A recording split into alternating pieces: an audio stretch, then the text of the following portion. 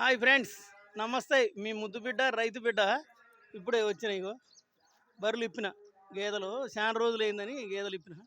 అయితే ఇక్కడ మా పొలాల దగ్గరకు వచ్చిన కొత్త విషయం ఏంటంటే, మీకు వెనక కనపడుతుండగా శ్రీవారు అంటే ఇది నాగినేనిపురం గ్రామంలో చెరువు దగ్గర ఉన్న మందిరం, వెంకటేశ్వర స్వామి వారిది. ఈ మందిరం యొక్క ప్రత్యేకం ఏంటంటే, ఎదుర్కోలు వెంకటేశ్వర స్వామి వారు అంటారు. అందరూ కూడా పెళ్ళిళ్ళు చేసుకునే టైంలో పెళ్లి కుదిరి పెళ్లి చేసుకుంటారు కదా, అప్పుడు స్వామివారికి ఎదురు నడుస్తారు.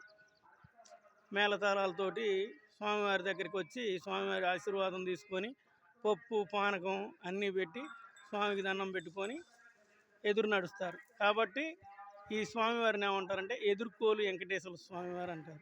చాలామందికి తెలుసు, ఇంకా కొంతమందికి తెలియని వాళ్ళు ఉంటే తెలుసుకుంటారు అని నా చిన్న ప్రయత్నం. అత్యంత మహిమాన్వితం గల శక్తివంతమైన వెంకటేశ్వర స్వామివారు.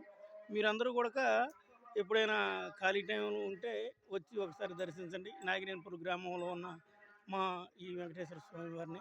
జై శ్రీరామ్, మీ ముద్దు బిడ్డ రైతు బిడ్డ.